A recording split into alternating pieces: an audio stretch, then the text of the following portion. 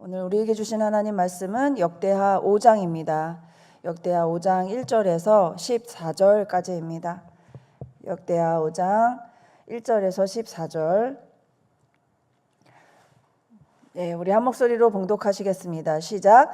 솔로몬이 여호와의 전을 위하여 만드는 모든 일을 마치신지라. 이에 솔로몬이 그의 아버지 다윗이 드린 은과 금과 모든 기구를 가져다가 하나님의 전 곳간에 두었더라. 이에 솔로몬이 여호와의 언약궤를 다윗성 곧 시온에서부터 메어 올리고자 하여 이스라엘 장로들과 모든 지파 우두머리 곧 이스라엘 자손의 족장들을 다 예루살렘으로 소집하니 일곱째 달 절기에 이스라엘 모든 사람이 다 왕에게로 모이고 이스라엘 장로들이 이르매 레위 사람들이 궤를 매니라. 궤와 회막과 장막 안에 모든 거룩한 기구를 메고 올라가되 레위인 제사장들이 그것을 메고 올라가매 솔로몬 왕과 그 앞에 모인 회중이 궤 앞에서 양과 소로 제사를 드렸으니 그 수가 많아 기록할 수도 없고 셀 수도 없었더라. 제사장들이 여호와의 언약궤를 그 처소로 메어 드렸으니 곧 본전 지성소 그룹들의 날개 아래라. 그룹들이 궤 처소 위에서 날개를 펴서 궤와 그 채를 덮었는데 그 채가 길어서 궤에서 나오므로 그 끝이 본전 앞에서 보이나 밖에서는 보이지 아니하며 그 궤가 오늘까지 그곳에 있으며 궤 안에는 두 돌판 외에 아무것도 없으니 이것은 이스라엘 자손이 애굽에서 나온 후 여호와께서 그들과 언약을 세우실 때에 모세가 호렙에서 그 안에 넣은 것이었더라. 이때에는 제사장들이 그 반열대로 하지 아니하고 스스로 정결하게 하고 성소에 있다가 나오매 노래하는 레위 사람 아삽과 헤만과 여두둔과 그의 아들들과 형제들이 다 세마포를 입고 제단 동쪽에 서서 재금과 비파와 수금을 잡고 나팔 부는 제사장 120명이 함께 서 있다가 나팔 부는 자와 노래하는 자들이 일제히 소리를 내어 여호와를 찬송하며 감사하는데 나팔 불고 재금 치고 모든 악기를 울리며 소리를 높여 여호와를 찬송하여 이르되 선하시도다 그의 자비하심이 영원히 있도다 하매 그때에 여호와의 전에 구름이 가득한지라. 제사장들이 그 구름으로 말미암아 능히 서서 섬기지 못하였으니 이는 여호와의 영광이 하나님의 전에 가득함이었더라. 아멘. 네, 솔로몬이 드디어 성전 건축을 완성했습니다. 이 건축물이 완공이 된 것입니다. 그런데 오늘 본문을 보니까 아직 다 끝난 것이 아니라 더 중요한 일이 남아 있었습니다. 그것은 아버지 다윗성에 있던 이 언약궤를 솔로몬이 건축한 새로운 성전에 옮겨서 안치하는 일이었습니다. 이것은 성전 봉헌식이라고도 볼 수가 있는데요. 당시 이스라엘 백성에게 이 언약궤는 어떠한 의미가 있었을까? 바로 하나님의 임재를 옮기는 의미가 있었던 것입니다. 그 성대한 성전 건물 건축과 이 기구들을 제작하는 데 있어서 이제 모두 다 그것이 완성이 됐지만 이제 솔로몬 왕은 그것으로 완성이라고 생각하지 않았습니다. 그는 언약궤를 이 성전에 안치하고 봉헌함으로써 이 성전에 하나님의 영광이 임하시도록 하는 것이 이 모든 성전 건축의 완성이라고 생각했습니다. 그래서 오늘의 이 제목이 이 성전의 완성, 이 하나님의 임재라는 이 제목으로 같이 말씀을 나누려고 하는데요. 이 솔로몬에게 이 성전의 진정한 완성은 이 건물의 완성이 아니라 이 하나님이 이 영광이 임하시는 것이라는 것입니다. 그게 솔로몬의 이제 성전 건축의 이 완공이었다는 것입니다. 여러분, 우리 교회도 마찬가지입니다. 이 교회 건물과 이 성전의 이 완성은 좋은 시설과 이 세련된 이 인테리어가 아니라는 것입니다. 바로 하나님의 영광이 임재하시는 것으로 이 성전이 완성되는 것입니다. 그래서 우리 시티미션 교회 성전도 우리가 이렇게 깔끔하고 이 정말 정돈된 이 모습이지만 정말 우리가 이 성전을 완성했는지를 생각을 해야 합니다. 하나님의 임재가 충만한 성전인가? 이것으로 우리 성전이 완성되는 줄을 믿으시길 축복합니다. 이 역대하의 핵심어는 바로 이 두 가지 단어가 있습니다. 그것은 성전과 개혁입니다. 지금 계속해서 역대하서를 보고 있는데 성전과 개혁을 중심으로 이제 말씀이 이 내러티브가 진행이 되고 있는데요. 이 바벨론 포로 생활에서 돌아온 이 유다의 이 남은 자들, 즉 우상 숭배를 하지 않고 하나님만 섬기는 사람들은 다시 이스라엘 국가를 재건하기 위해서 가장 먼저 하나님의 성전을 재건하고자 했습니다. 즉 국가의 재건은 이 성전의 재건이라고 생각한 것입니다. 성전 재건은 곧 이스라엘 민족을 개혁하는 핵심인 것을 알았던 것입니다. 이 시대 가운데 이 대한민국을 개혁하는 가장 중요한 핵심, 한국교회를 개혁하는 가장 중요한 핵심은 바로 성전 재건이라는 것입니다. 오늘 역대하 저자는요, 이 무너진 이스라엘의 국가를 재건하고자 하는 이 남은 자들에게 가장 중요한 메시지를 던지고 있습니다. 그것은 성전의 완성은 하나님의 임재이고 또 하나님의 임재의 성전이 이 국가와 그 시대의 그 백성들의 신앙, 그것을 개혁한다는 그 메시지입니다. 변화의 메시지를 주는 것입니다.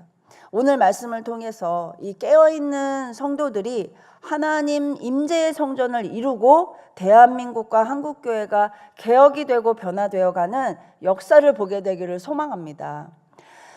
오늘 본문 1절을 한번 같이 볼까요? 1절을 보시면 같이 읽겠습니다. 시작. 솔로몬이 여호와의 전을 위하여 만드는 모든 일을 마친지라. 이에 솔로몬이 그의 아버지 다윗이 드린 은과 금과 모든 기구를 가져다가 하나님의 전 곳간에 두었더라. 아멘. 이 솔로몬 성전은요 7년 만에 완공이 된 것입니다. 이 아버지 다윗이 드린 은, 금과 기구라고 나와 있는데요. 이것은 이 아버지 다윗, 솔로몬의 아버지 다윗이 전쟁터에서 얻은 이 전리품들을 가리킵니다. 이 다윗은 이 모든 것들을 자기 소유물로 삼지 않았어요. 보통 전쟁을 하게 되면 이 전리품들이 나오잖아요. 승리하면 그것을 가져다가 자기의 소유물도 삼고 백성들이 나눠 갖기도 했는데 이 다윗은 그렇게 하지 않았다는 겁니다. 자기의 소유물로 삼지 않고 이 아들 솔로몬이 성전을 건축하는데 그것을 대부분 쓰게 됐고 남은 것은 하나님 전의 곳간에 보관했다는 것입니다. 하나님을 향한 이 다윗의 중심이 이 위대한 하나님 나라 왕국을 세울 수 있었던 것이었습니다. 솔로몬이 이 아버지의 덕을 참 많이 본 그런 역대 왕이죠. 정말 덕을 많이 봤습니다. 아버지에게서. 사실 아버지 다윗이 물려주신 이 인맥과 그리고 재정과 이 신앙의 유산은 이 위대한 솔로몬을 탄생하게 했고 이 솔로몬의 성전을 탄생하게 한 것입니다. 그렇게 말해도 과언이 아니겠죠. 그 중에 가장 중요한 핵심적인 유산은 바로 신앙이었던 것입니다. 솔로몬은 성전 건축을 완공하고 나서 중요한 한 가지 일을 했는데 바로 그것이 오늘 본문에 나오는 언약궤를 성전으로 안치하는 그 봉헌식이었던 것입니다.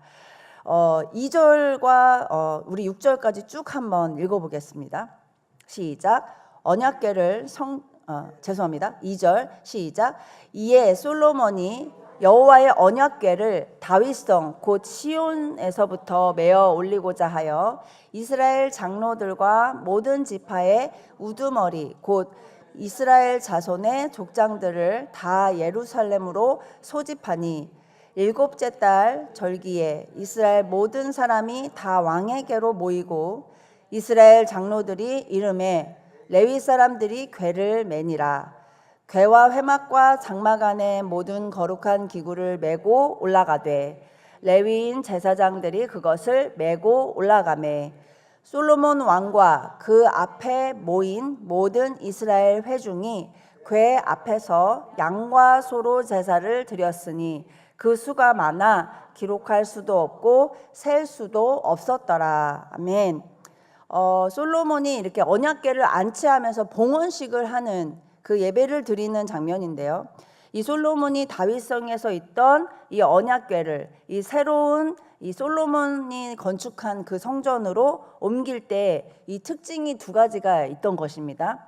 이 첫 번째는요, 이 언약궤를 옮기는 것을 은밀히 혼자 하지 않았다는 것입니다.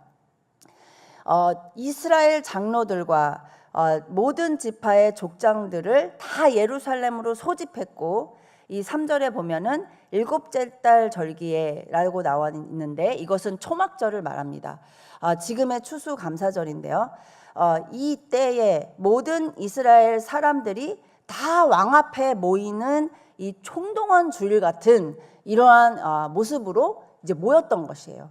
그때에 이제 언약궤를 옮기고 안치하는 이 봉헌식을 했던 것입니다. 즉 언약궤를 옮기는 일은 조용히 몇 사람만 은밀히 리더들만 중직자들만 그렇게 하는 것이 아니라 모든 백성들과 함께 이 옮기는 장면을 함께 보고 함께 예배를 드렸다는 것입니다. 두 번째는요, 왕과 함께 모든 백성이 언약궤 앞에서 양과 소로 제사를 드렸다는 것입니다.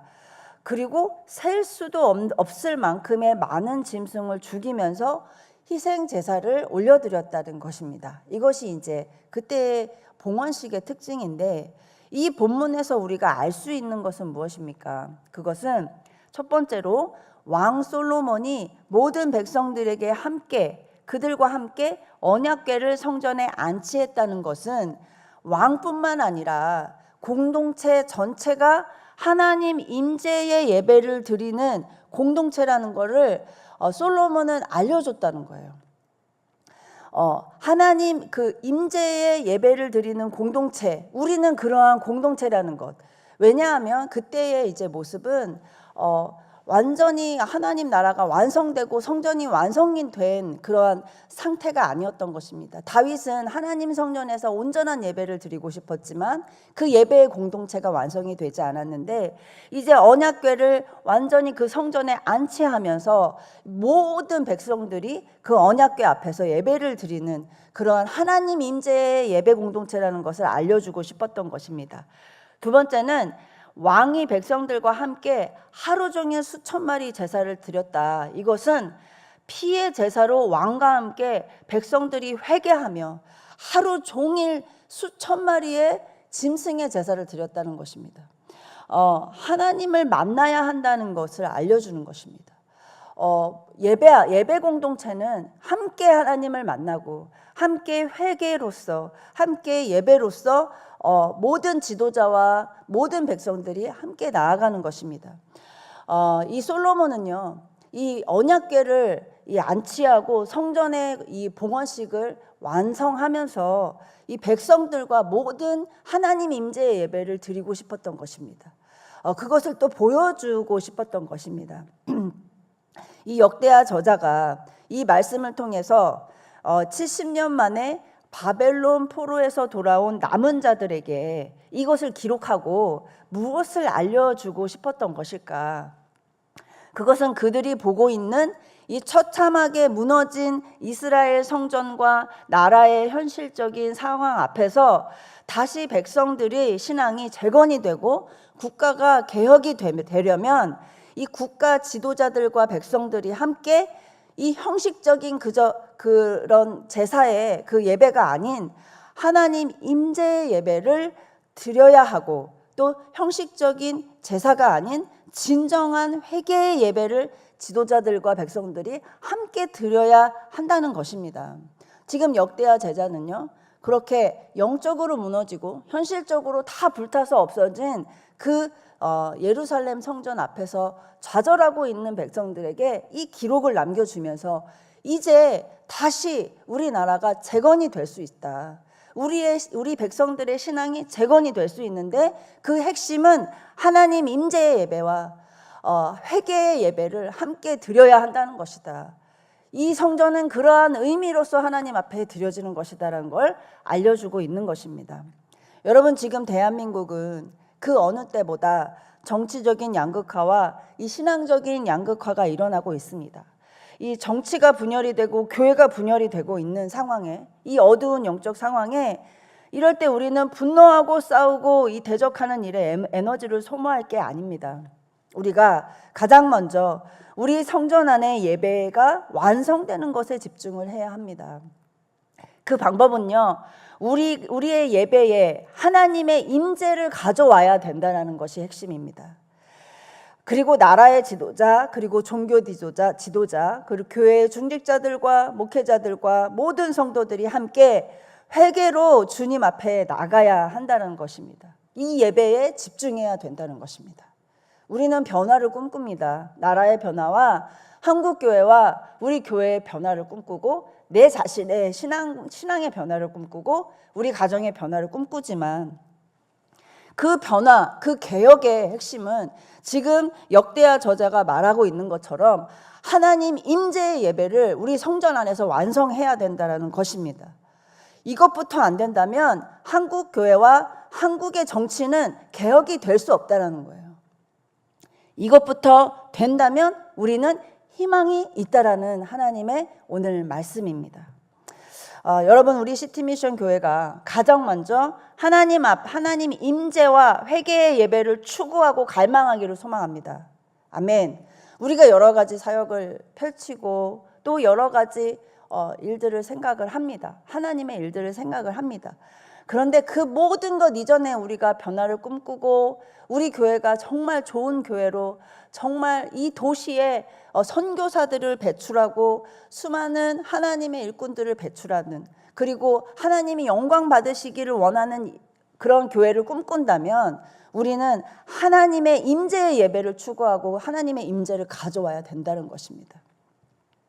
저는 군인교회를 10년 넘게 출석을 하다가 처음으로 이 신촌 아름다운 교회를 갔을 때, 예배를 갔을 때요, 이 하나님의 임재가 가득한 예배를 경험을 했습니다. 주일 예배와 특히 금요철야 기도회에서 정말 하늘문이 열리고 이 심장이 터져나갈 것 같은 하나님의 임재의 예배를 경험을 한 거예요. 제가 이제 쉽게 얘기하면 이 군인교회, 어렸을 때의 교회와 군인교회만 경험하고 이제 그 일반 교회를 이제 들어가서 예배를 드렸을 때 그런 것을 느끼게 되었습니다. 물론 군인교회에서도 하나님의 임재가 있었지만 정말 하나님이 살아계시고 우리와 함께 하신다는 그 임재의 경험을 이제 그 처음 제가 했던 사역지에서 신촌 아름다운 교회에서 경험을 했는데, 그때 저를 비롯한 많은 청년들과 성도들은 신앙이 개혁이 되는 이 성장이 일어났던 것입니다. 그때 교회 공동체는 나라와 민족을 위해서 기도하는 위두억이나 이 동성애 반대 운동이나 이 북한에 억류되어 계신 이 6명의 선교사와 탈북민들을 이 한국으로 보내달라는 청원 서명 운동, 뭐 이러한 국가의 개혁과 사회의 변혁 운동들, 이러한 운동들이 막 일어나기 시작하는 거예요. 이것은 모두 하나님의 임재의 예배를 드렸기 때문에 성도들이 자발적으로 일어나게 된 그러한 사역들이었습니다. 사역을 말씀드리고자 하는 것이 아니라 이 성도들이 변화되고 나라가 변화되기 위해서 우리의 예배, 하나님 임재의 예배를 드리게 되면서 그 성도들이 하나님을 만남으로 인해서 직접 하나님의 말씀과 음성을 듣고 그 하나님의 변화를 함께 꿈꾸게 된 거예요. 여러분, 우리나라의 개혁과 이 한국교회의 변화는 주님 임재의 예배로부터 시작된다는 것을 믿으셔야 합니다. 그리고 우리 시티미션 교회가 그 주님의 임재의 예배를 꿈꿔야 합니다. 그래야 성도들이 주님을 만나고 우리 주변이 변화되고 내 자신이, 가정이, 국가가 변화되는 줄을 믿습니다. 세 번째는 솔로몬이 지은 성전은 말씀 중심으로 세워졌다는 것입니다. 우리 7절을 읽어볼까요? 시작. 제사장들이 여호와의 언약궤를 그 처소로 메어 드렸으니 곧 본전 지성소 그룹들의 날개 아래라. 당시 성전 봉헌의 핵심은요, 이 언약궤를 지성소 안에 모시는 일이었다고 말씀드렸는데, 여기서 본전이라고 나옵니다. 히브리어로 네비르 하바이트라고 되어 있는데 이것은 지성소입니다. 문자적인 뜻이 말씀하시는 곳이에요. 하나님이 말씀하시는 곳이 지성소라는 것입니다. 그곳에 언약궤를 안치한 거예요. 이어서 10절을 같이 보겠습니다. 10절 시작. 궤 안에는 두 돌판 외에 아무것도 없으니 이것은 이스라엘 자손이 애굽에서 나온 후 여호와께서 그들과 언약을 세우실 때에 모세가 호렙에서 그 안에 넣은 것이었더라. 네, 원래 궤 안에는 만나 항아리도 있었고 아론의 쌍난 지팡이도 있었습니다. 그리고 이제 이 두 돌판이 있었는데, 그때 그 당시에는 이 언약궤 안에 이 십계명 두 돌판만 들어 있었다는 것입니다. 언약궤가 이곳저곳을 돌다가 결국 이제 훼손되고 남아있는 건 십계명 두 돌판만 남아있다는 것입니다. 만나와 지팡이는 이 하나님의 역사의 표징을 보여주는 그 증거인데, 결국 그 증거물은 없어지고 남은 것은 하나님 말씀만 남아있다는 것입니다. 오늘 우리의 신앙도 마찬가지입니다. 우리가 은혜의 체험도 하고 기도의 응답도 받고 또 특별한 사건들로 하나님을 만나기도 했지만, 시간이 지나면 이 생각들과 기억들은 다 희미해진다는 거예요. 결국 우리에게 남아있는 건 하나님 말씀, 그렇지 않습니까? 우리가 끝까지 붙잡아야 할 것은 변하지 않는 하나님 말씀인 줄 믿습니다. 우리의 기억과 생각은 다 변하지만 하나님의 말씀은 영원히 변하지 않는다라는 걸 붙들고 우리가 그 하나님 말씀 중심의 신앙을 가져야 하는 줄 믿습니다. 그렇게 솔로몬 왕이 이스라엘 공동체 전체가 하나님 말씀 중심의 신앙 공동체가 되길 원했기 때문에 지성소에 십계명 두 돌판이 담긴 언약궤를 안치한 것입니다. 자, 그렇다면 마지막으로 하나님의 영광은 어느 때 임재하시는가? 우리가 그것이 궁금하지 않습니까?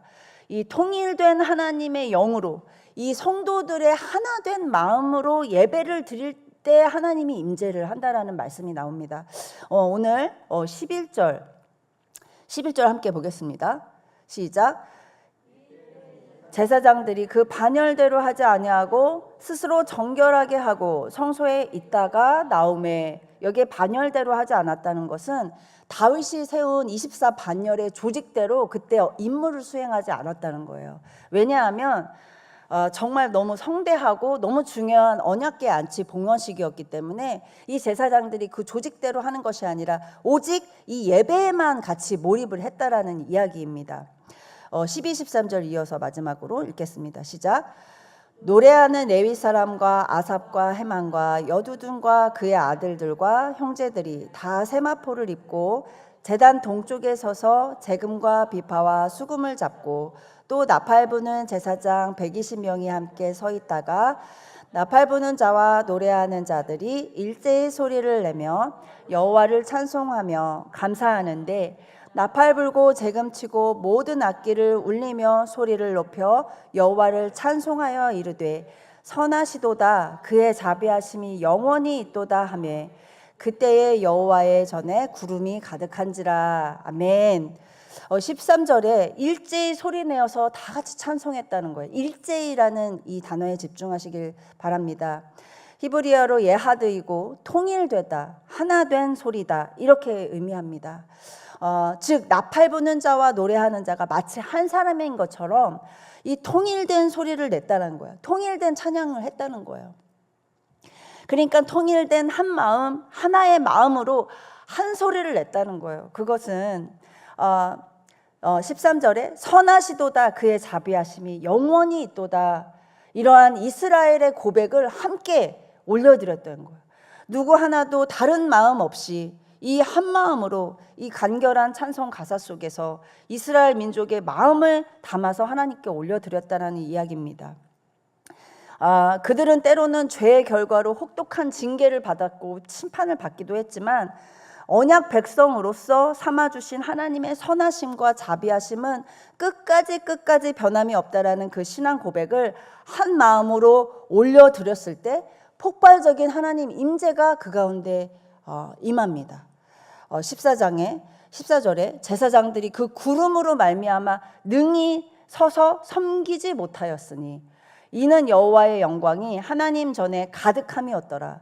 이 제사장들이요 봉사를 할 수 없을 정도로 하나님 임재가 가득했다는 거예요. 이것은 무슨 말이냐면 실제로 하나님 성전에 구름이 가득했다고 해석을 할 수도 있지만 하나님의 그 압도적인 임재로 제사장들이 성소에서 제사를 드리는 봉사를 할 수 없었다는 것입니다. 현실의 일들보다 현실의 모든 이것저것 봉사 뭐 방송도 해야 되고 하나님의 그 예배를 저처럼 이렇게 설교하는 일, 뭐는 성도들을 돌보는 일, 이런 일에 집중할 수가 없었던 거예요. 하나님의 임재만 집중을 해야 되는 상황이었던 것입니다. 여러분, 우리가 지금 중대하게 생각해야 할 것들이 있습니다. 우리 시티미션 교회가 이런저런 사역과 봉사를 하느라고 하나님의 임재를 놓치는 것이 있나 우리는 생각해 봐야 합니다. 우리 교회 예배당 안에서, 우리 가정 안에서 하나님의 임재가 가득하다면 이런저런 사람들의 생각과 일들이 다 멈춰지게 될 것입니다. 하나님 임재에 우리가 압도되면 사소한 사람의 생각과 일들과 또 그러한 사역들 다 멈춰지게 되고 주님의 영에 압도되어서 주님만을 예배하는 데 집중하게 될 것입니다. 우리 시티미션 교회 예배가 이렇게 되기를 축복합니다. 오늘 말씀을 통해서 하나님이 우리에게 말씀하시는 것은 우리 시티미션 교회 공동체의 예배 가운데 하나님의 임재가 있어야 한다는 것입니다.